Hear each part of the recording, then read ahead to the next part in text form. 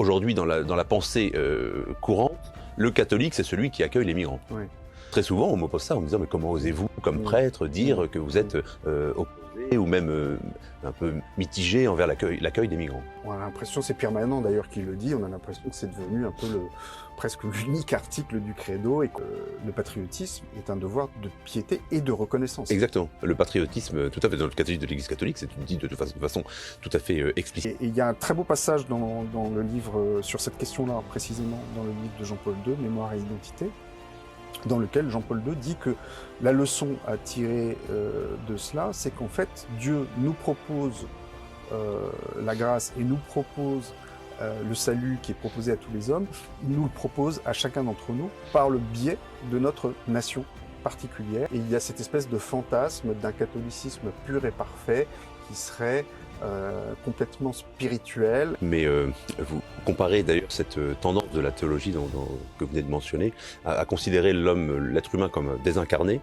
Vous le comparez à une hérésie des premiers siècles qu'on appelait le docétisme. On aurait pu imaginer que saint Paul ait fait le tour des peuples de la Méditerranée et en proposant aux gens de s'affilier à une grande église mondiale. Ça aurait été tout à fait possible. Au lieu de quoi, il a fondé des églises locales. Ouais. Qui étaient pleinement catholiques chacune, tout en étant évidemment en communion avec l'Église universelle. Vous avez, par exemple, vous avez eu dans les années 60, on a fait la guerre, un certain clergé a fait la guerre au catholicisme populaire, parce qu'on voulait arriver à un catholicisme supérieur, très intellectualisé, très pur et parfait. On a enlevé les statues des églises, voilà, les cultes des saints, les processions, les pardons en Bretagne. On a fait la chasse aux reliques, on ne voulait plus entendre parler des saints guérisseurs. Toutes choses qui étaient enracinées dans des traditions locales. Et donc, ça a contribué pour une large part à ce que les catégories les plus populaires se désintéressent du catholicisme en disant vous nous retirez toutes ces choses auxquelles on tient, et tant pis, débrouillez-vous. Donc une foi sincère ne peut naître d'une humanité neutralisée. Justement, on revient à notre problème de grâce et de nature humaine, de surnature et de nature. Si la nature est détruite et qu'elle est aseptisée et rendue complètement uniforme, alors la grâce n'a plus même d'ancrage possible. Oui, non seulement il a pleuré sur la ruine future de Jérusalem, parce que c'était vraiment sa patrie, mais c'est assez frappant de considérer que durant sa vie terrestre, il a aussi réservé sa prédication à ce peuple. Benoît XVI le dit très clairement dans un chapitre d'un petit bouquin qui s'appelle « Chemin vers Jésus ».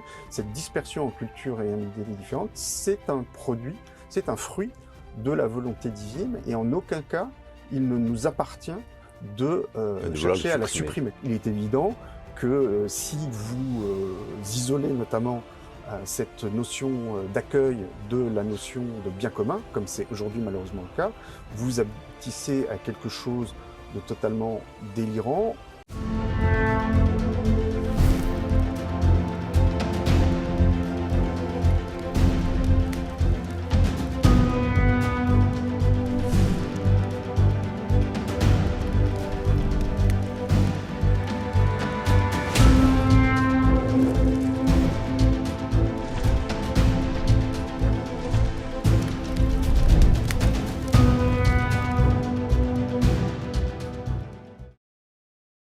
Laurent Dandrieux, bonjour. Bonjour Monsieur Abbé. Merci d'avoir accepté cette invitation. Merci de l'avoir. J'aimerais que nous parlions du problème des chrétiens et des migrants. Alors, vous êtes un spécialiste de la question, puisque vous avez écrit deux ouvrages. Le plus ancien, qui a quelques années déjà. 2017, voilà. Église et immigration, le grand malaise. Et le sous-titre, dont on parlera, le pape et le suicide de la civilisation européenne. Vous êtes allé un peu fort sur le... C'est un sous-titre qu'on m'a beaucoup reproché. Voilà. Et puis récemment, est sorti ce livre qui s'appelle Rome ou Babel, avec une préface de Mathieu Bock-Côté, et que j'ai lu avec grand intérêt, et je me suis dit que ce serait intéressant, que ça pourrait intéresser beaucoup d'autres personnes, parce que vous abordez cette question des migrations, des migrants et du rapport avec le christianisme sous un angle beaucoup plus philosophique et, j'allais dire, théorique. Et donc vous rentrez vraiment dans le problème, et là le sous-titre est plus soft, pour un christianisme universaliste et enraciné. Ouais. Et donc vous présentez cette opposition entre l'universalisme de Rome et l'universalisme de Babel. Qui est un faux universalisme. Voilà, dont on reparlera. Alors, pour commencer, pour replacer un peu les choses de façon historique, vous avez étudié cette question du rapport de l'Église aux migrants, parce qu'en fait c'est une question assez moderne, Oui. qui est apparue récemment. Alors comment est-ce que vous pouvez retracer un peu les grandes étapes de l'apparition du problème des migrants? C'est une question moderne, effectivement, dans la mesure où les migrations de masse telles qu'on les connaît aujourd'hui sont aussi un phénomène relativement moderne, même s'il y a toujours eu des déplacements de population dans l'histoire. Mais historiquement, l'Église a commencé à s'intéresser à cette question après la Seconde Guerre mondiale, qui avait suscité des déplacements de population très importants au sein de l'Europe. Et c'est pour préciser la position de l'Église sur ces déplacements de population que Pie XII, en 1952, publie le premier grand texte magistériel sur cette question, qui est une constitution apostolique qui s'appelle Exul Familia. Et donc, à partir de ce moment-là, auparavant, il y avait des textes, mais plus, plus circonstanciels, et moins importants. Et à partir de ce moment-là, il va y avoir effectivement toute une littérature vaticane qui va se une doctrine qui va élaborer petit à petit, j'allais dire ex nihilo, une doctrine, effectivement. Alors, avant de revenir sur cette doctrine, pourtant le phénomène des migrations, c'est quelque chose qui a toujours existé dans l'Antiquité, même au Moyen-Âge. Enfin, et jamais vu, vous n'avez pas trouvé, enfin, il n'y a pas une doctrine, disons, antique, cette question? Je n'en ai pas trouvé trace en tant que doctrine clairement établie. Les migrations étaient quand même beaucoup plus marginales, hein. Il faut quand même. Je me souviens d'un grand sermon du pape Saint Grégoire le Grand sur les invasions barbares Oui.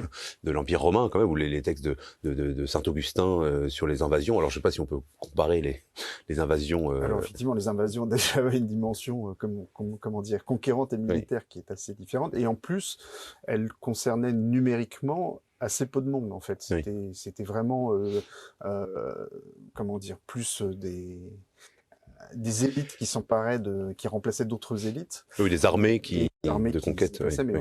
voilà. Après, comment dire, donc cette doctrine est assez récente, ouais.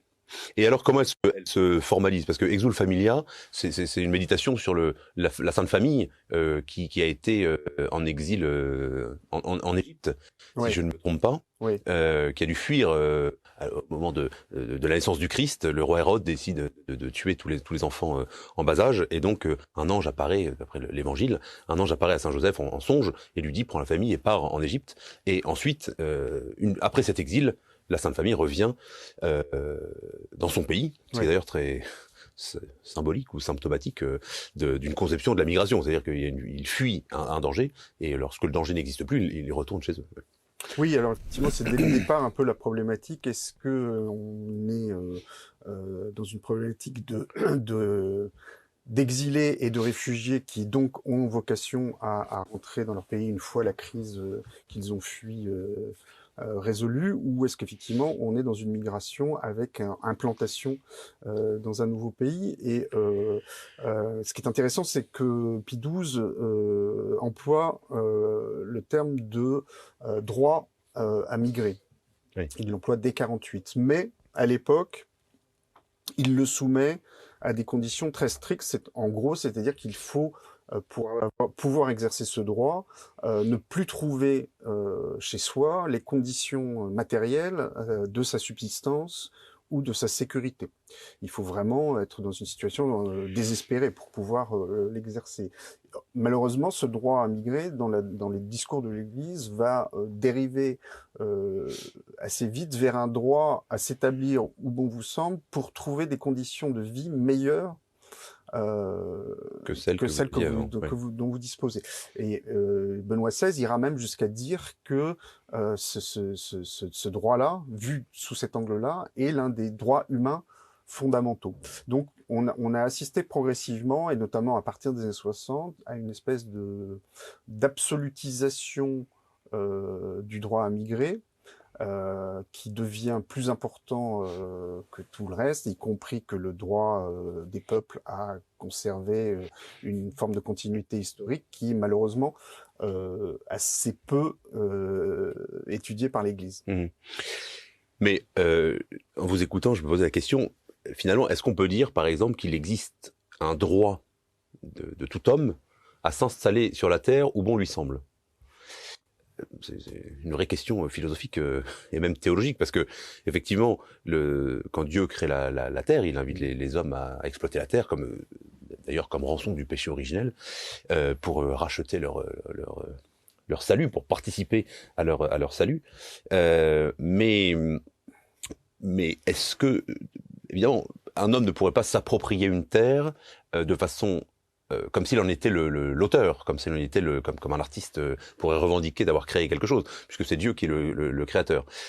Mais l'Église a toujours enseigné le droit à la propriété privée, Oui. comme un droit fondamental. Mais avant de revenir sur ces questions, justement, philosophiquement, ce qui me semble très intéressant, ou théologiquement même, c'est le fait de dire, c'est que à partir du moment où on réside, où on raisonne en termes de droit attribués à l'individu, en fait, on arrive à une limite des droits des uns qui s'opposent aux droits des autres. Et il me semble que la réflexion sur le bien commun, qui est plutôt la vision classique du droit, qui n'est pas fondée sur l'individu, ce serait plutôt Emmanuel Kant qui serait à l'origine de cette conception du droit, mais plutôt fondée d'abord sur la société et les individus n'étant que des membres d'une société, eh bien permet d'éviter ces contradictions, ces revendications du droit. Ouais. Comment s'articule cette question du bien commun? Comment peut s'articuler cette question du bien commun avec la question des droits individuels? Le problème, c'est qu'effectivement, aujourd'hui, ça ne s'articule plus trop et qu'on est dans une logique, y compris dans le discours de l'Église, qui est une logique très individualiste, où on considère notamment les migrants, vous savez, le pape François le répète souvent, nous invite à considérer les migrants, à les regarder comme des personnes. Et il a évidemment raison, oui, puisque nous devons les considérer comme des personnes et les traiter comme des personnes, et non pas comme des agrégats statistiques. Mais le problème, c'est que si on oublie que ces personnes, s'additionnant, finissent par constituer des agrégats statistiques, on s'empêche de regarder les conséquences économiques, sociales, culturelles et même religieuses du phénomène. Et entre autres choses, effectivement, il y a il me semble, dans le discours de l'Église sur cette question, il y a un oubli de la dimension collective et donc de la dimension du bien commun. Et en fait, ça correspond quand même à une dérive, à mon avis, assez générale de la réflexion théologique aujourd'hui, c'est qu'on a tendance à prendre les problèmes un par un et à ne plus chercher à faire une réflexion globale. Et il est évident que, vous savez, Chesterton parlait des vertus chrétiennes devenues folles, et on oublie toujours la deuxième partie de la phrase, qui était devenues folles pour avoir été isolées les unes des autres. Et ça veut dire que si vous isolez une vertu, par exemple, fût-elle la vertu de charité, vous la transformez en une espèce d'idole, finalement, et vous oubliez de l'équilibrer par les autres vertus qui sont également nécessaires. Et en fait, cette articulation entre les différentes vertus, entre les différentes nécessités, la nécessité effectivement d'accueillir, mais la nécessité aussi pour une société de préserver son identité, de préserver sa sécurité, de préserver sa prospérité.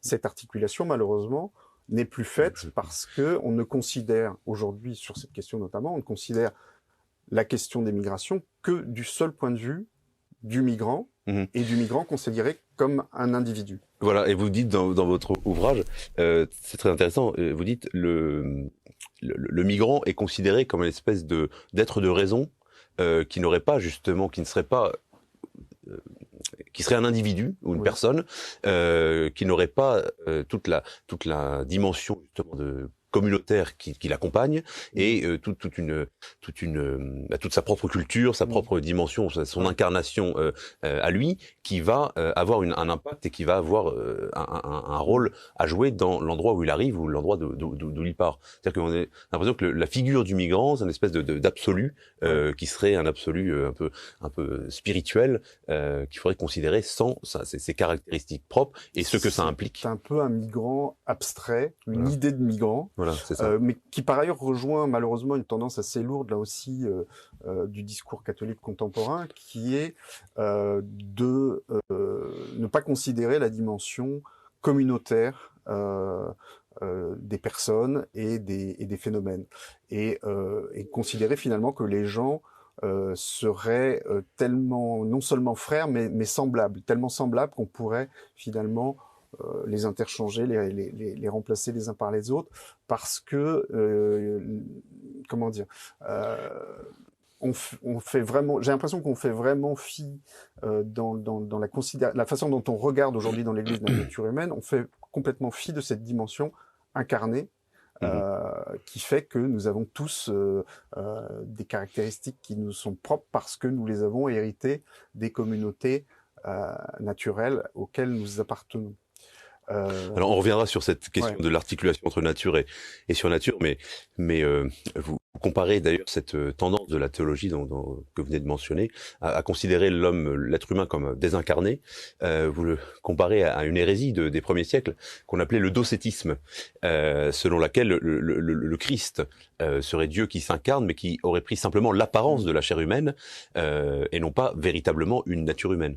Et donc ça montre que cette question justement de l'articulation entre nature et surnature est vraiment en jeu finalement dans cette question du migrant et de l'approche de la foi catholique. Mais c'est pour ça que j'ai voulu dans ce livre élargir la problématique, parce que finalement j'explique que cette question migratoire et les positions de l'Église sur cette question migratoire ne sont que le symptôme de quelque chose de plus vaste qui me semble être effectivement une réticence de l'Église vis-à-vis de tout ce qui a trait à l'identité, à l'enracinement, et que cette réticence, me semble-t-il, peut être rattachée effectivement à une certaine forme de docétisme, dans la mesure où je pense qu'il y a aujourd'hui dans l'Église un certain malaise vis-à-vis de l'incarnation, et notamment de l'incarnation de la foi dans des données culturelles particulières, dans des cultures, dans des histoires, dans des traditions qui sont propres à chaque peuple. Et il y a cette espèce de fantasme d'un catholicisme pur et parfait qui serait complètement spirituel et complètement détaché de tout enracinement, de tout ancrage particulier, qui sont considérés par certains comme des espèces de scories identitaires. Et finalement, on rêve, ce qui est vraiment paradoxal pour ce christianisme qui est par définition la religion de l'incarnation, certains rêvent d'un christianisme désincarné qui nous libérerait, pour ainsi dire, du péché originel de l'identité.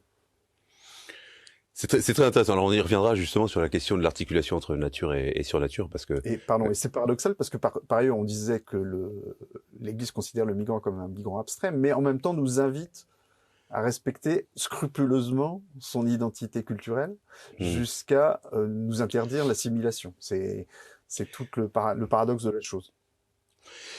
Alors, rentrons justement dans le vif du sujet. Est-ce que, même si vous n'êtes pas théologien, mais... je vais parler sous votre contrôle. Voilà, exactement, je contrôle. Est-ce qu'un catholique peut être opposé à l'accueil des migrants?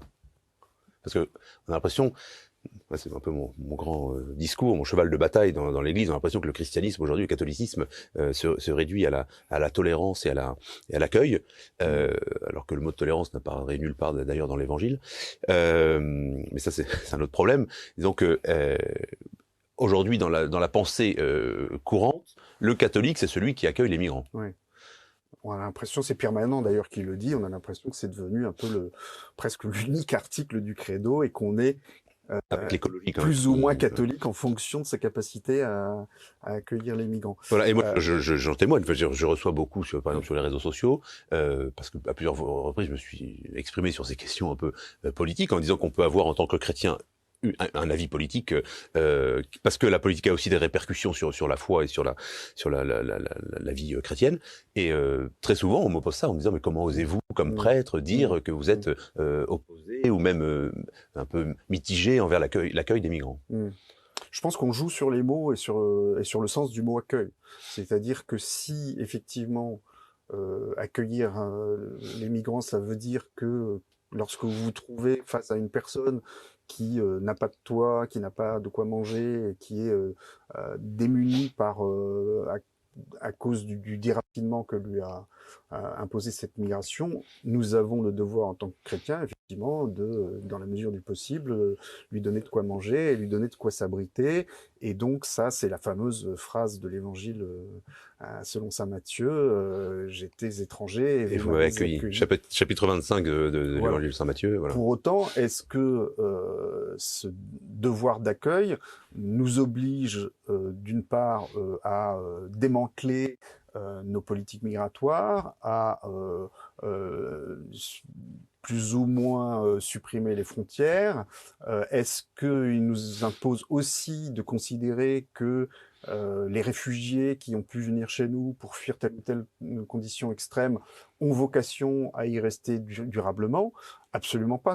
Il n'y a aucune obligation morale de ce point de vue-là, en tant que chrétien, à dire que nous devons accueillir dans ce sens du mot accueillir. Par ailleurs, je reviens un peu sur ce que je disais tout à l'heure, c'est-à-dire que je pense que c'est une façon très protestante de considérer les choses, c'est-à-dire que de vous opposer ce fameux verset de saint Matthieu comme si c'était l'alpha et l'oméga de la réflexion politique sur cette question. Je trouve qu'isoler comme ça une phrase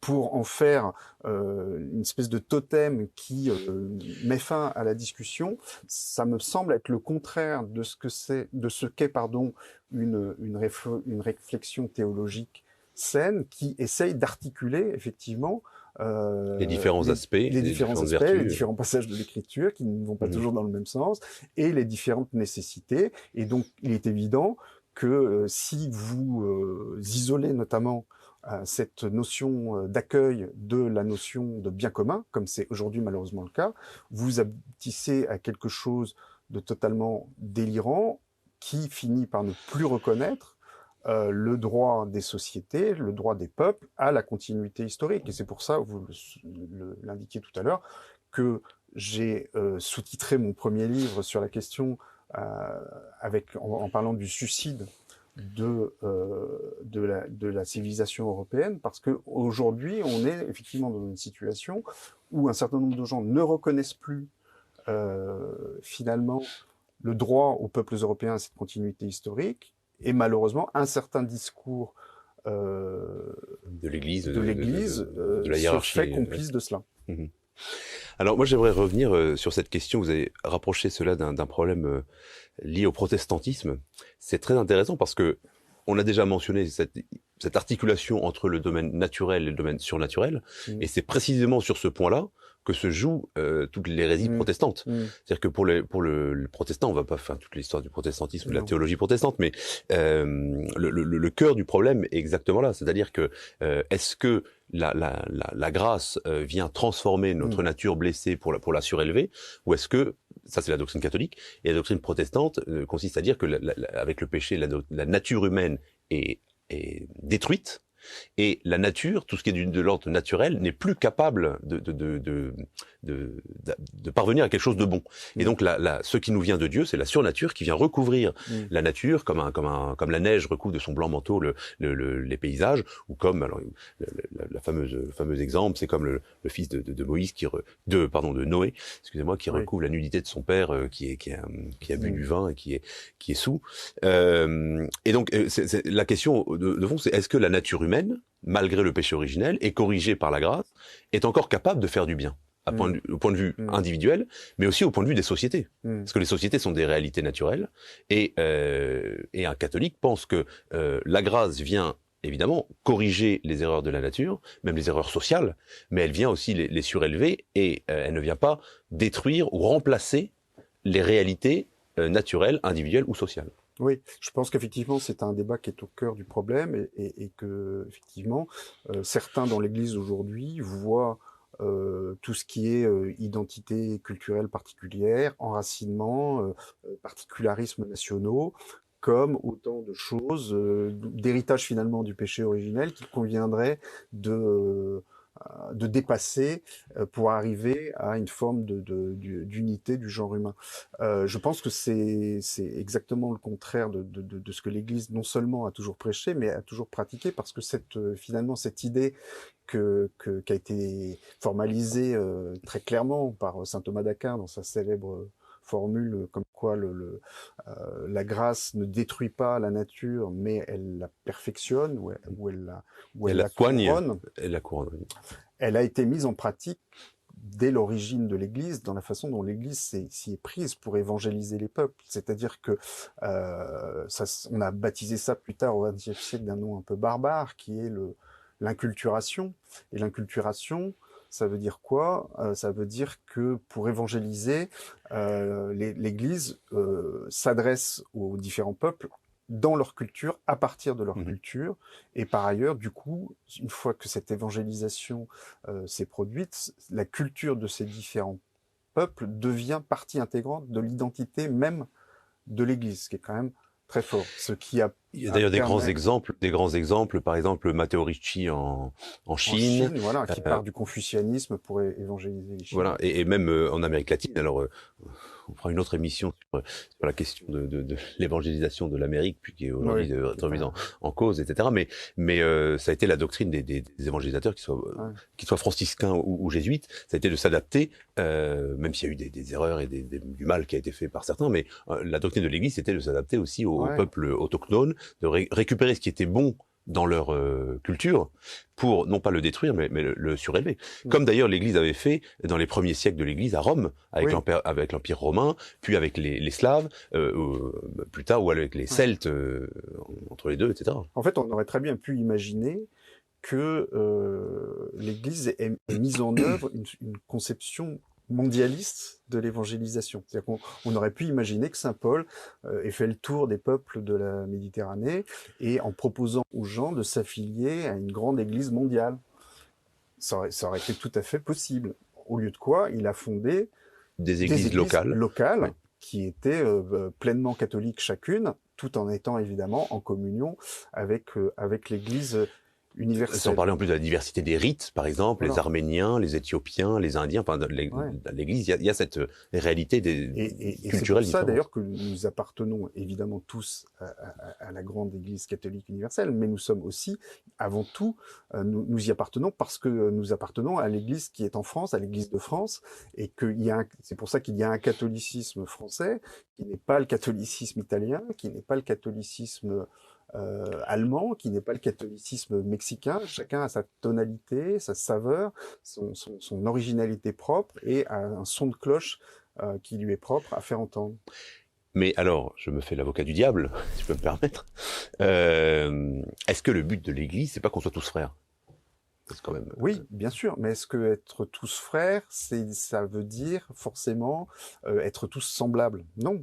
Dans une fratrie où chacun a son caractère, chacun a son mode de vie, chacun a sa famille d'ailleurs, puisque les frères se marient et vivent leur vie de façon indépendante, bien sûr. De manière autonome et indépendante. Oui, mais est-ce que refuser des migrants, ce n'est pas manquer à cet esprit de fraternité? Je pense que l'esprit de fraternité ne devrait pas être vu comme contraire à l'esprit de diversité, et qu'effectivement il y a cet impératif de la fraternité, mais il y a aussi, il doit se concilier avec ce que Simone Weil a défini comme un besoin vital de l'âme, qui est le besoin d'enracinement. C'est-à-dire que ça fait partie de notre nature humaine. Nous avons besoin de cet enracinement, nous avons besoin d'appartenir à une culture particulière, à une tradition particulière pour être pleinement humain. Vous citez d'ailleurs un très beau texte, et vous citez un peu les évolutions, les hésitations de Simone Weil sur cette question, où au départ elle voit l'enracinement comme comme un après la guerre, etc., les identités comme quelque chose de négatif, et ensuite qu'elle trouve une forme de résolution dans la notion de besoin vital de l'âme. Voilà. Ouais. Et je pense que tout l'enjeu, effectivement, c'est de réussir à concilier effectivement cet appel à la fraternité universelle qui fait partie de notre ADN chrétien et ce besoin vital de l'âme qu'est l'enracinement. Et c'est pour moi la raison d'être même et la définition même de l'universalisme chrétien. C'est-à-dire que l'universalisme chrétien, c'est le contraire d'un mondialisme, c'est-à-dire que ça n'est pas un appel à devenir un seul peuple qui aurait une même culture et une même langue, parce que ça s'appelle la tentation de Babel, mais c'est la prise de conscience que nos différentes communautés particulières, nos différentes cultures particulières, nos différentes identités nationales particulières sont unies par une destinée spirituelle commune. Mais ça ne veut pas dire que pour autant ces différences naturelles soient appelées à être effacées par cette destinée spirituelle commune. Et alors, je pense qu'on est vraiment au cœur de la question. C'est-à-dire que la fraternité universelle, au sens plein et surnaturelle, proposée par l'Église catholique, par la foi catholique, n'est pas faite pour se réaliser ici-bas. Mais la fraternité universelle, au sens où il n'y aura plus ni juifs, ni grecs, comme dit saint Paul, ni hommes, ni femmes, d'ailleurs, dit-il de façon très étonnante, eh bien, ne se réalise qu'au ciel. La vision béatifique.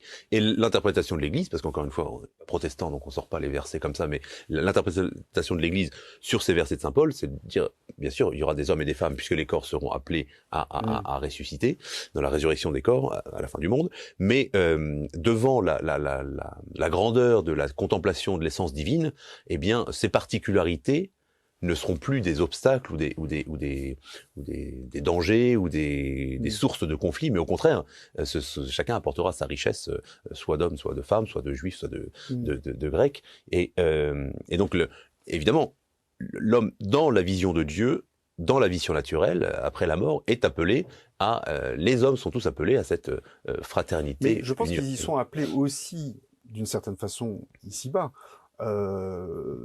Mais d'une manière spirituelle et non pas dans le sens d'une unification politique, une construction politique qui amènerait à un confusionnisme. Je pense que nous sommes appelés effectivement à considérer que hommes ou femmes, nous sommes tous absolument égaux en dignité et dans le regard de Dieu,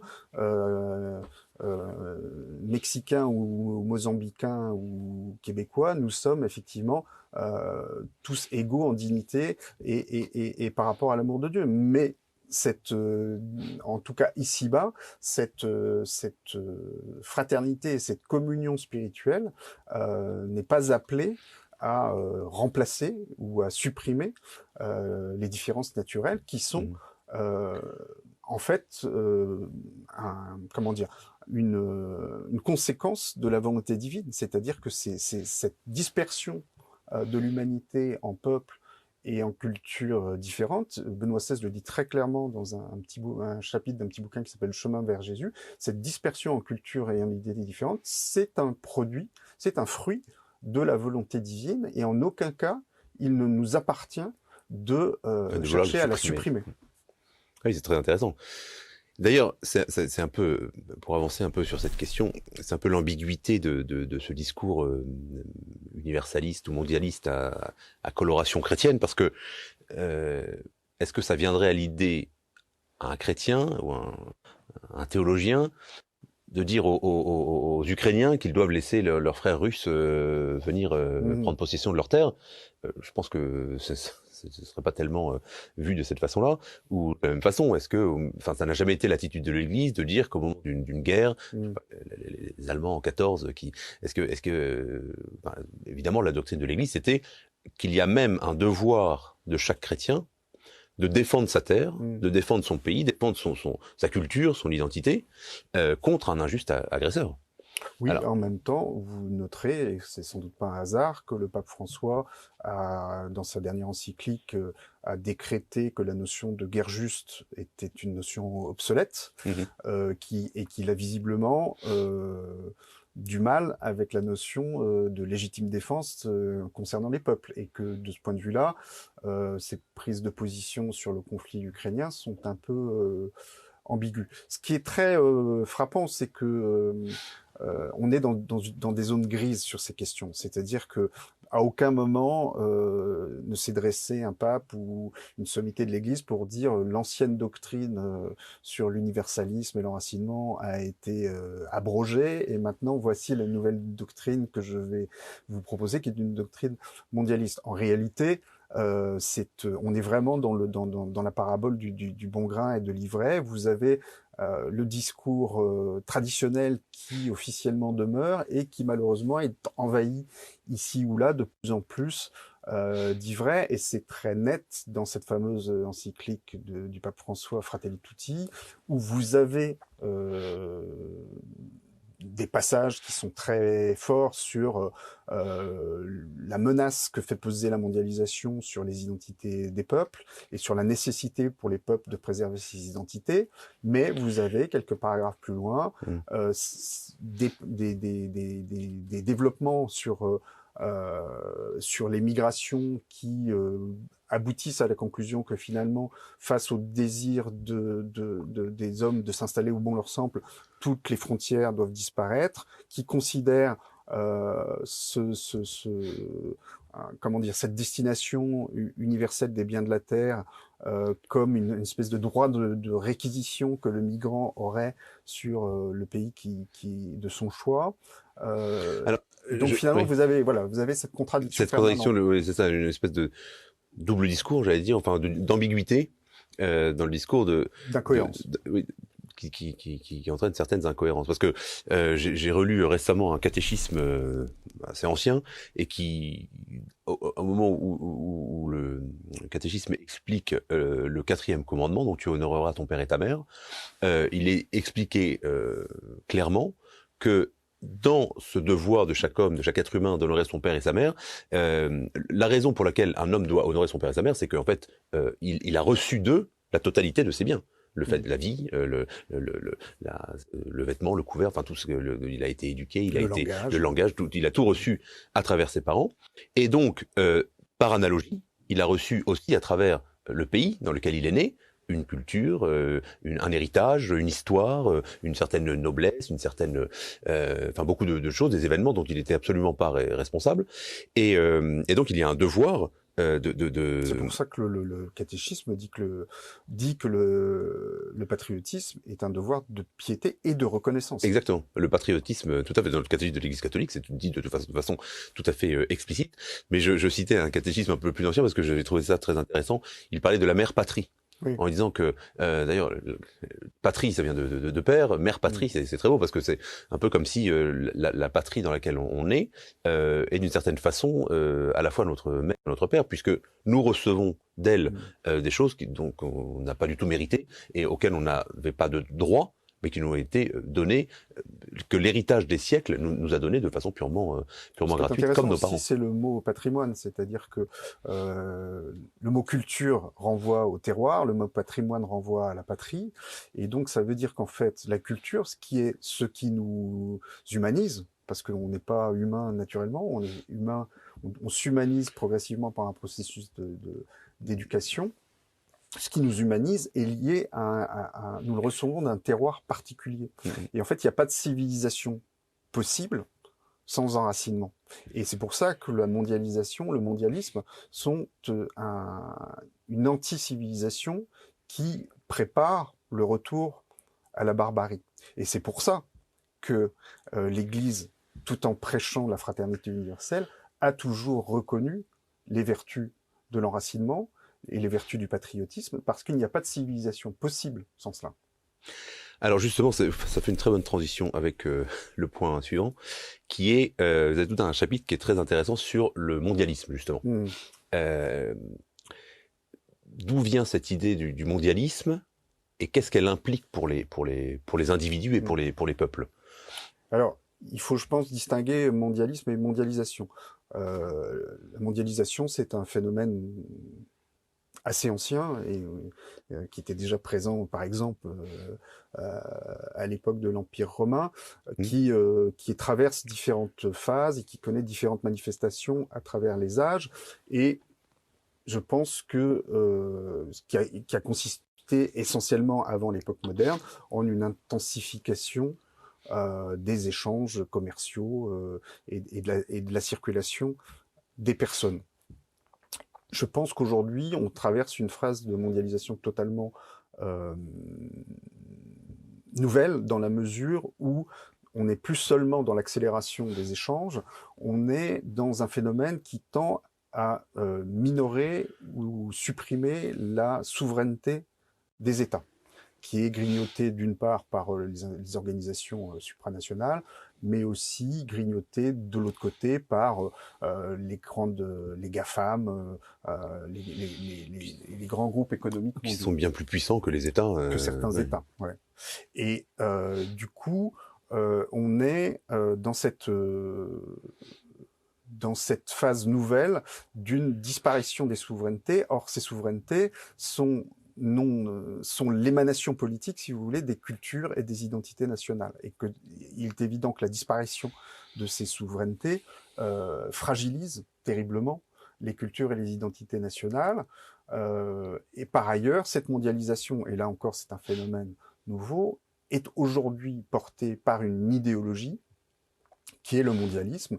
Le mondialisme, c'est cette idéologie qui veut pousser la mondialisation jusqu'à ses plus extrêmes conséquences, c'est-à-dire arriver petit à petit, tendre à ce que l'humanité ne forme qu'un seul peuple, avec une seule culture, un seul mode de vie, une seule façon de penser, de parler, de s'habiller, de manger, de construire. Mais dans quel but? Le but, c'est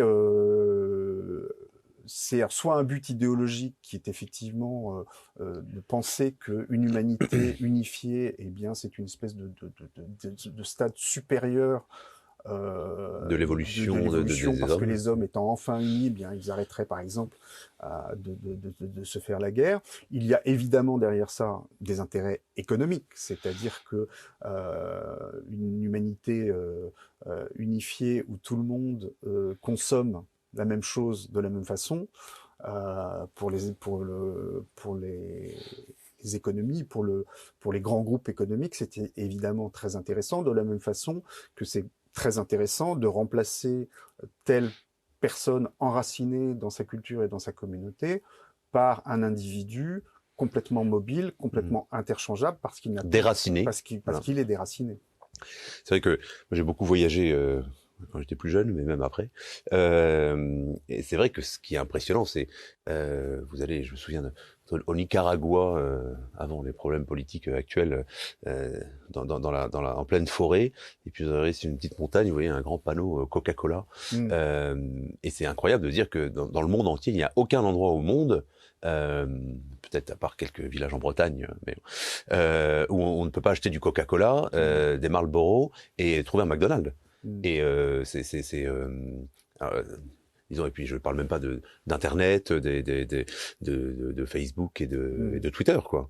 Et je me souviens aussi en Mongolie, parce que je suis allé en Mongolie, d'avoir vu dans un bus, c'était vraiment un endroit très enraciné où j'étais moi-même un observateur extérieur, et de voir quelqu'un assis qui regardait son Facebook et qui regardait la même vidéo que moi-même j'avais vue quelques heures avant. Et donc il y a un symbole de ça qui moi me paraît très fort. C'est la première chose que vous voyez en arrivant dans un pays, c'est l'aéroport. Or, les aéroports, aujourd'hui, sont typiques de ce qu'on appelle le style international en architecture, c'est-à-dire que vous avez des architectes stars qui reçoivent des commandes pour aller faire un bâtiment un jour à Pékin, le lendemain à Londres, le surlendemain à Madrid, et ils font exactement le même style de bâtiment, quel que soit le pays. Il n'y a plus aucun style architectural national. Et donc, ça contribue, entre autres choses, mais c'est un détail qui est très révélateur, à cette espèce d'uniformisation culturelle du monde, où vous avez aujourd'hui partout plus ou moins l'impression d'être au même endroit parce que vous avez les mêmes architectures, mais vous avez aussi les mêmes boutiques, effectivement. Vous mangez la même chose. Mhm. Les gens sont habillés strictement Ils pareil. écoutent la même musique. Ils écoutent la même musique. Mhm. Et ils parlent de plus en plus la même langue, qui est une espèce d'anglais globish. D'anglais de bas de gamme, effectivement. Oui. Et mais est-ce que c'est mauvais ça? Je pense que c'est mauvais parce que je pense que il n'y a pas aucune culture véritable ne peut prospérer sur cette espèce d'humanité moyenne Neutralisée, qui n'a plus de saveur, qui n'a plus d'odeur, qui est parfaitement oui, neutre et sans intérêt. Moi, j'irais même plus, je dirais aucune religion sincère, aucune foi sincère ne peut naître d'une humanité neutralisée. Justement, on revient à l'autre problème de grâce et de nature humaine, de surnature et de nature. Si la nature est détruite et qu'elle est aseptisée et rendue complètement uniforme, alors la grâce n'a plus même d'ancrage possible. Oui. Et ce qui est, on arrive au paradoxe le plus profond de cette question des migrations, c'est-à-dire que ceux qui prétendent au nom du christianisme dire qu'il faut accueillir tout le monde et travailler en faveur de cette uniformisation et de cette disparition des cultures et des identités régionales, locales etc. En fait, même s'ils partent d'un bon sentiment, en fait, ils empêchent la réalité de l'œuvre de la grâce sur la nature. Je pense que cette tentation de la désincarnation du catholicisme porte une très lourde responsabilité dans la désaffection des Européens vis-à-vis du catholicisme. C'est-à-dire que vous avez, par exemple, vous avez eu dans les années 60, on a fait la guerre, un certain clergé a fait la guerre au catholicisme populaire parce qu'on voulait arriver à un catholicisme supérieur, très intellectualisé, très pur et parfait. On a enlevé les statues des églises, voilà, les cultes des saints, les processions, les pardons en Bretagne. On a fait la chasse aux reliques, on ne voulait plus entendre parler des saints guérisseurs. Toutes choses qui étaient enracinées dans des traditions locales. Et donc, ça a contribué pour une large part à ce que les catégories les plus populaires se désintéressent du catholicisme en disant vous nous retirez toutes ces choses auxquelles on tient, et tant pis, débrouillez-vous sans nous. Et je pense que en fait la dérive mondialiste et immigrationniste du catholicisme aujourd'hui, c'est un peu le deuxième étage de la fusée, c'est-à-dire qu'après s'être coupé du peuple, on se coupe des peuples. Et on essaye d'expliquer au peuple que leur attachement légitime à leurs traditions, à leurs coutumes, à leurs frontières, à leur identité culturelle, sont des choses qui sont illégitimes parce que c'est de l'égoïsme et ça empêche l'accueil des migrants. Et d'ailleurs, c'est très frappant de voir que cette guerre qui était menée dans les années 60 au catholicisme populaire avait été combattu à l'époque par un dominicain qui s'appelait le père Serge Bonnet, qui n'était pas spécialement traditionnaliste, mais qui trouvait que vraiment là on faisait complètement fausse route, et justement qu'on était en train de chasser ces catégories populaires qui étaient essentielles. Et il disait à l'époque, si on continue comme ça, si on continue sur cette voie, on va aboutir à un catholicisme apatride. Ce qui était assez visionnaire. Et je pense que malheureusement, aujourd'hui... Il avait raison, on en est là. Alors, ça fait une très bonne transition avec le point suivant. Comment ce délire mondialiste, cette idéologie, vous avez fait une belle distinction entre le phénomène de la mondialisation et l'idéologie mondialiste, comment est-ce qu'elle a pu entrer dans l'Église ? Comment est-ce qu'elle a pu... Alors, vous mentionnez le père Bonnet, vous en parlez assez longuement dans votre livre. C'est vrai, cet abandon des couches populaires, c'est très symptomatique de l'Église de la fin du XXe siècle. Mais quel phénomène théorique ou pratique, est-ce que cette idéologie mondialiste a pu entrer dans l'Église ? Alors, je pense qu'il y a vraiment un tournant, là encore, dans les années 60, où tout à coup, la problématique de comment s'adresser aux hommes d'aujourd'hui, c'était la grande idée qui a guidé Vatican II, bien sûr, ouais. C'est comment s'adresser à l'homme d'aujourd'hui, comment lui parler. Cette problématique pastorale a pris le pas sur les questions doctrinales. Et donc, je pense aussi parce que l'Église sentait bien que le sol était en train de se s'effondrer sous ses pieds et que la société était en voie de sécularisation avancée, elle s'est dit il faut qu'on trouve un moyen de garder l'oreille des gens. Et je pense que d'où cette idée de discerner ce qu'on appelait les signes des temps, c'est-à-dire ces grandes évolutions sociales ou sociétales, et de les épouser pour être un peu dans le sens de la marche. Et je crois que ces années 60, qui sont une époque effectivement d'accélération de la mondialisation après la reconstruction qui a suivi la Deuxième Guerre mondiale, il y a vraiment une accélération des échanges liés aussi au progrès technologique. Et je crois que l'Église, à ce moment-là, a cru voir dans cette mondialisation qui était en train de s'accélérer, un de ces signes des temps, le signe que l'humanité allait rentrer dans une ère nouvelle, qui était l'ère de son unification, plus seulement spirituelle, mais de son unification politique concrète, et qu'elle s'est voulu un peu le prophète et le guide spirituel de cette unification. Et d'ailleurs, c'est assez net dans un passage de Gaudium et Spes, donc l'un des textes majeurs de Vatican II. Sur l'Église dans le monde de ce temps. Voilà, où on explique que grâce effectivement à cette intensification des échanges et à cette unification croissante de l'humanité, eh bien l'humanité va pouvoir rentrer dans une ère nouvelle et on va pouvoir finalement l'histoire va accoucher d'une humanité nouvelle. Et c'est intéressant parce que finalement ça j'ai pris conscience de ça en lisant le Père de Lubac, c'est la résurgence récurrente d'une vieille hérésie, je sais pas si le mot hérésie est adéquate, mais bon je l'emploie, qui date du XIIe siècle, qui était né à l'époque sous la plume d'un théologien qui s'appelait Joachim de Flore. Et il avait cette idée que effectivement l'humanité traversait différentes phases étapes, et que nous allions à un moment rentrer dans une phase nouvelle qu'il appelait lui l'âge de l'esprit, où finalement on aurait pris conscience de tellement de choses formidables qu'on serait devenu, on deviendrait une nouvelle humanité. Et le Père de Lubac montrait que cette idée avait ressurgi sous des formes différentes à différentes époques de la vie de l'Église. Et je pense que typiquement, cette dérive mondialiste de l'universalisme chrétien est l'une de ces résurgences de cette hérésie. D'ailleurs, fait penser on trouve ça dans certains courants même du catholicisme, hein, qui revendiquent l'apparition de l'âge de l'esprit, d'une nouvelle avec d'origine protestante aussi chez les évangéliques en particulier, avec l'effusion de l'esprit qui doit se manifester, comme si l'âge de l'Église était terminé, que c'était désormais l'esprit qui agissait. Et puis tout le monde il y a cette idée aussi justement de fraternité, d'union entre les différents courants religieux. Il n'y a plus une seule doctrine qui est la vérité, mais il y a différentes sensibilités, différentes options. Et finalement, ce qui serait le plus important ne serait pas d'adhérer à la vérité qu'est Jésus-Christ, mais l'important serait de vivre à titre personnel une relation avec Jésus-Christ pour avancer tous ensemble vers cette unité de l'humanité en Jésus-Christ, dans l'esprit.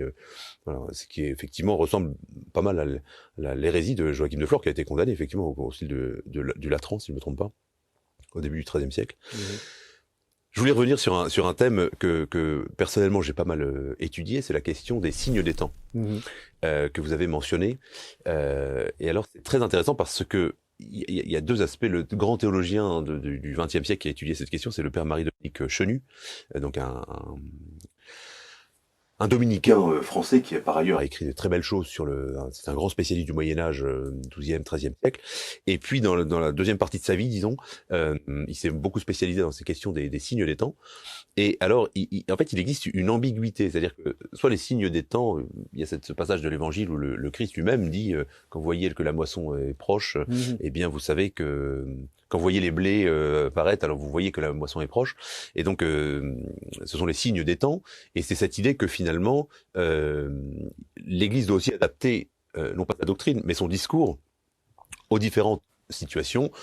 on parlait tout à l'heure des différentes cultures, de l'inculturation, ce qui est vrai dans l'espace, mais finalement dans le temps aussi, il faut que l'Église évolue sa façon de s'adresser aux hommes pour toujours réussir à les toucher. Et ce qui me semble être une idée tout à fait juste et légitime et même très belle de l'évangélisation. Mais il y a dans le discours de certains théologiens, en particulier chez le père Chenu et d'autres théologiens allemands, cette idée qui est bien plus profonde et à mon avis qui est bien plus grave, qui serait que les signes des temps ne sont pas simplement des indicateurs de circonstances qui évoluent, mais seraient des nouvelles incarnations du christianisme. Ouais. Alors, je m'explique, par exemple, dans les années 60, il y a eu toute cette idée que l'Église devait s'occuper des ouvriers, et que l'ouvrier, alors c'est un penchant marxiste de certains théologiens, mais que l'ouvrier, le problème ouvrier était l'un des signes des temps, mais entendu dans le sens, non pas que c'était un problème auquel la doctrine catholique devait s'intéresser davantage à cause des circonstances historiques, ce qui est tout à fait vrai et juste, mais que finalement l'ouvrier et la condition ouvrière étaient une nouvelle forme d'incarnation. Ouais. Que autrefois le Christ était incarné dans un révolutionnaire, un prédicateur galiléen à l'époque de la domination romaine, mais qu'il s'incarnait à différentes reprises, sous différentes formes. Ouais. Et de la même façon que dans les années 60, finalement, le Christ était l'ouvrier qui venait nous révéler la voie vers le Père, eh bien, aujourd'hui, ce serait le migrant. Oui, le migrant, finalement, serait non pas simplement une circonstance à laquelle l'Église devrait s'intéresser, mais finalement, le migrant, cet être un peu spirituel dont on a parlé tout à l'heure, cette figure abstraite du migrant, ce serait le Christ lui-même qui vient nous révéler son Père. Alors, évidemment, là, je parle de théologiens extrêmes, mais ce sont des doctrines qui existent. La théologie de la libération, par exemple, avait mis ça en œuvre de façon très radicale, en disant finalement le révolutionnaire, le paysan qui lutte pour sa terre, c'est Jésus-Christ. Ouais. Alors c'est une vision en plus très moderne et moderniste même de l'Église, sur laquelle en fait il y aurait pas, le Christ ne serait pas incarné dans un temps et un lieu avec une doctrine, mais ce serait juste une figure qu'on aurait fabriquée au fur et à mesure du temps, etc. Mais on arrive à ces extrémités-là. On trouve effectivement dans les textes Vatican un certain nombre de mentions du fait que le migrant doit être accueilli d'autant plus volontiers et d'autant plus généreusement qu'il est finalement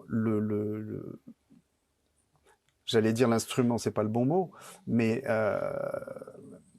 l'incarnation du Christ. Il est ce qui va permettre l'accouchement, celui qui va permettre l'accouchement d'une humanité nouvelle, c'est-à-dire une humanité enfin unifié. Alors donc, que ça, c'est le rôle du Christ. Le Christ est déjà venu nous révéler l'humanité nouvelle. Moi, je trouve que ça a été symbolisé d'une manière incroyable par un geste très concret du pape François, qui a fait installer dans un grand escalier d'honneur du Vatican un grand crucifix de bois sur lequel le corps du Christ, a été remplacé par un gilet de sauvetage de migrants qui a été récupéré en Méditerranée. Donc vous avez le gilet de sauvetage du migrant et donc le migrant lui-même qui prend la place physiquement du Christ sur la croix. C'est quand même un geste. Alors il y a les dimensions symboliques, etc. Oui, voilà. Mais c'est quand même pas anodin. Oui, mais j'ai écrit un article sur cette question de la théologie de la libération, c'est très intéressant, et c'est exactement ça, c'est-à-dire que le paysan révolutionnaire au Panama ou au Costa Rica, enfin en Amérique centrale, au Guatemala, c'est Jésus-Christ, c'est-à-dire que c'est lui effectivement qui va nous apporter la nouvelle humanité que le Christ nous promet. On peut retrouver ça dans un certain nombre de textes transposés aux migrants. Je cite notamment un texte qui est signé de Jean-Paul II, qu'il a peut-être pas écrit lui-même, parce que vous savez, c'est ces textes pour les journées mondiales du migrant et du réfugié, qui sont à mon avis produits à la chaîne par la bureaucratie vaticane et que le pape éventuellement relit, mais peut-être pas toujours. Toujours est-il que dans ce texte qui porte la signature de Jean-Paul II, il est expliqué que les migrations sont le signe par excellence du plan de rédemption de Dieu pour l'homme. Ce qui est quand même tout à fait effrayant. Et on en revient à notre point de départ doctrinal, philosophique, à savoir finalement quel est cet homme nouveau que le Christ, que la foi nous apporte, que la grâce nous apporte. Est-ce que c'est simplement une nouvelle humanité, ou est-ce que c'est quelque chose de surnaturel, ou est-ce que le Christ vient enseigner un royaume surnaturel, comme il dit, mon royaume n'est pas de ce monde, c'est ça que ça signifie. Ça signifie que son royaume est céleste. Je pense que la réponse nous est donnée très simplement, tout simplement par les modalités de l'incarnation de Jésus lui-même. C'est-à-dire que Jésus s'est incarné dans un peuple donné, et Dieu sait que c'est un peuple qui a une identité forte et une histoire très forte, qui est le peuple juif. Il a, durant toute sa vie terrestre, non seulement il a évidemment observé les lois et les coutumes et les traditions de ce peuple scrupuleusement. Non seulement il a pleuré sur la ruine future de Jérusalem, parce que c'était vraiment sa patrie, mais c'est assez frappant de considérer que durant sa vie terrestre, il a aussi réservé sa prédication à ce peuple. Il n'est pas allé prêcher en dehors des frontières de... Il y a quand même il y a le centurion, il y a oui, parce qu'ils étaient en Israël. Sur place. Oui, lui-même n'est pas sorti de... Lui-même a réservé sa prédication. C'est le théologien allemand Karl Adam qui m'a alerté là-dessus, à travers un de ses livres, qui dit, durant sa vie terrestre, il a réservé sa prédication à son peuple. C'est quand même... C'est symbolique et très fort. Très marquant. Ouais. Hein. Et alors, ça me fait penser... Pardon, je termine juste parce que il y a un très beau passage dans le livre sur cette question-là, précisément, dans le livre de Jean-Paul II, Mémoire et identité, dans lequel Jean-Paul II dit que la leçon à tirer de cela, c'est qu'en fait, Dieu nous propose la grâce et nous propose le salut qui est proposé à tous les hommes. Il nous le propose à chacun d'entre nous par le biais de notre nation particulière, et c'est pour ça qu'il termine ce passage avec cette phrase que je trouve extraordinairement forte, même si elle est contradictoire avec celle que j'ai citée de Jean-Paul II précédemment. Il écrit dans Mémoire et identité, l'histoire de toutes les nations est appelée à rentrer dans l'histoire du salut, ce qui est quand même voilà, le contraire du mondialisme. En tant que nation, effectivement, elles entrent tout à fait. Comme notre identité personnelle, même notre psychologie personnelle entre dans l'histoire de notre propre salut individuel, et le nier aboutirait à des excès justement de spiritualisme. Alors pour conclure, pour terminer cet entretien, peut-être des choses un peu plus concrètes, on fait quoi? Est-ce qu'un catholique en France, prenons la situation qui nous intéresse, est-ce qu'un catholique en France peut être opposé, par exemple, à l'installation d'un centre de migrants au fin fond de la Bretagne, ou est-ce que c'est pas contradictoire avec l'accueil concret de l'immigré? Je pense que ça n'est pas contradictoire. Je pense que il faut rappeler à temps et à contre-temps que la question migratoire est inséparable de celle du bien commun, et qu'aujourd'hui nous sommes dans une situation en France où notre identité, notre culture, notre mode de vie, mais aussi notre identité religieuse, dans la mesure où même si la France n'est pas fidèle aux promesses de son baptême, elle reste la fille aînée de l'Église, et bien tout cela est menacé par une migration de masse qui a depuis longtemps dépassé ce qui était du domaine de l'assimilable, je dirais. Et donc, non, je pense que ça fait partie de notre devoir de chrétien, au contraire, de rappeler ces nécessités du bien commun, de rappeler que la charité ne peut pas être détachée des vertus de prudence, des vertus de force, des vertus de justice, voilà.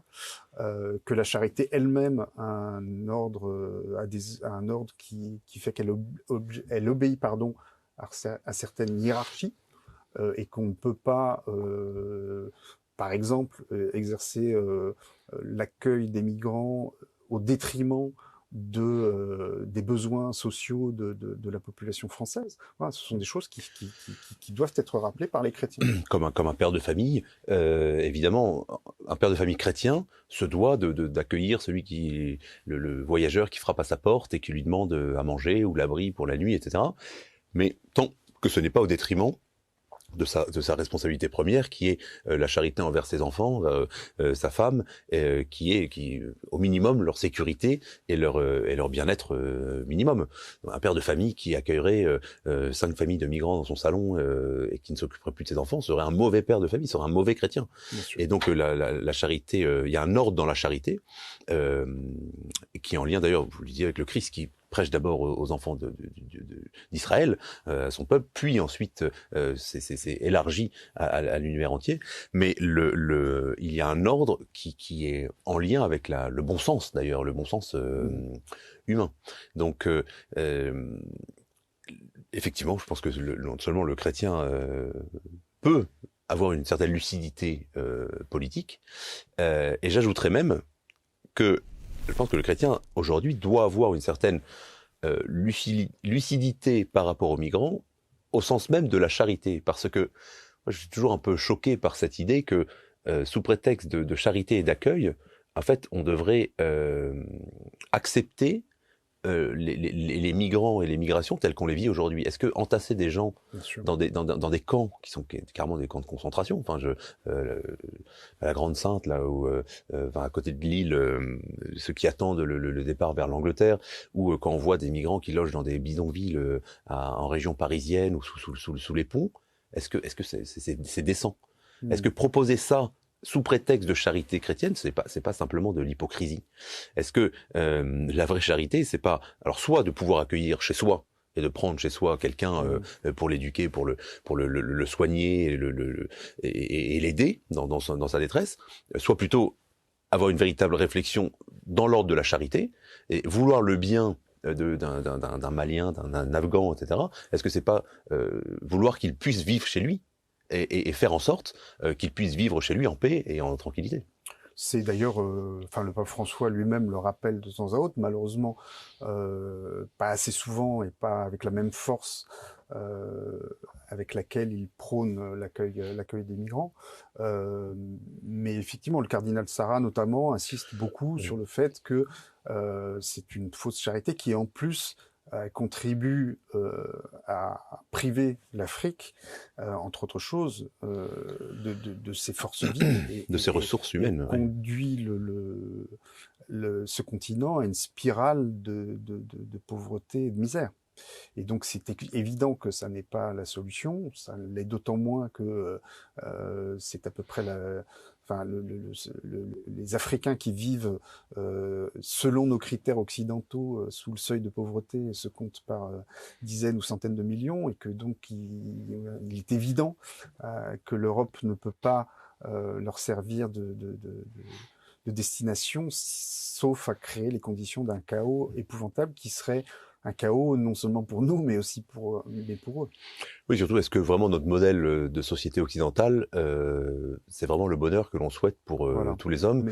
Et par ailleurs, je pense qu'il faut rappeler qu'effectivement, en défendant nos identités culturelles et nationales, on ne défend pas seulement un confort ou un égoïsme ou un je ne sais trop quel précaré, mais en fait, on défend un mode de vie, un système de civilisation qui est la condition même, j'allais dire, de la civilisation. Et qu'en fait, défendre l'enracinement, ça n'est pas défendre un égoïsme ou un privilège, c'est vraiment défendre un mode de vie qui est utile et qui est le seul mode de vie viable pour l'humanité tout entière. Très bien. Mais écoutez, merci beaucoup pour cet entretien. J'espère que ça donnera l'intention à nos auditeurs de lire vos ouvrages. Donc je répète, là, Église et immigration, le grand malaise. Donc ce sont plutôt des données historiques. Et puis Rome ou Babel. Donc cette réflexion pour un christianisme universaliste et enraciné. Merci beaucoup pour vos réponses et votre participation.